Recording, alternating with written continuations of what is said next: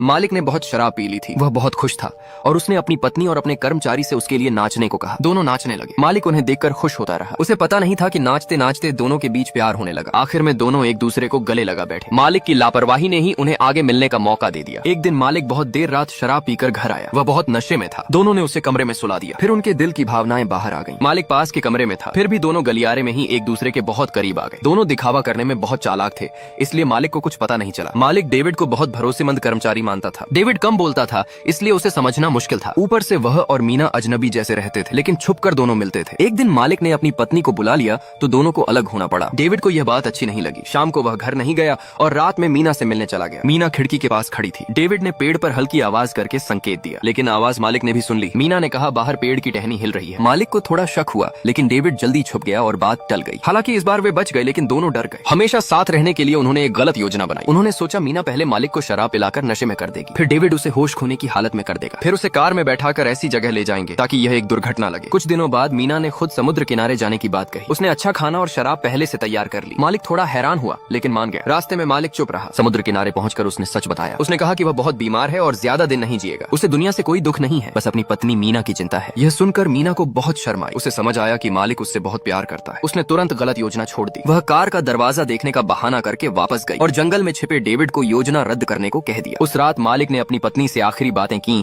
और पुराने झगड़ों के लिए माफी मांगी। पत्नी को बहुत पछतावा हुआ, लेकिन उसकी चुप्पी से मालिक को शक हुआ। वह जंगल की तरफ गया और जमीन पर एक लाइटर देखा। वह डेविड का था। अब उसे सब समझ आ गया कि डेविड पास में है। मालिक ने जोर से डेविड को पुकारा। डेविड बाहर आ गया। मालिक को अपने भरोसेमंद आदमी के विश्वास तोड़ देने से बहुत दुख हुआ। उसका मन टूट गया जब उसने अपनी पत्नी को डेविड की तरफ जाते देखा। दोनों पीछे मुड़कर नहीं देखे। तभी अचानक कार के नीचे गिरने की आवाज आई। मीना समुद्र की तरफ भागी और मालिक को पुकारने लगी, लेकिन तब तक बहुत देर हो चुकी थी। शायद यह मालिक का अंतिम निर्णय था, ताकि वे दोनों जिंदगी भर अपने किए को याद रखें।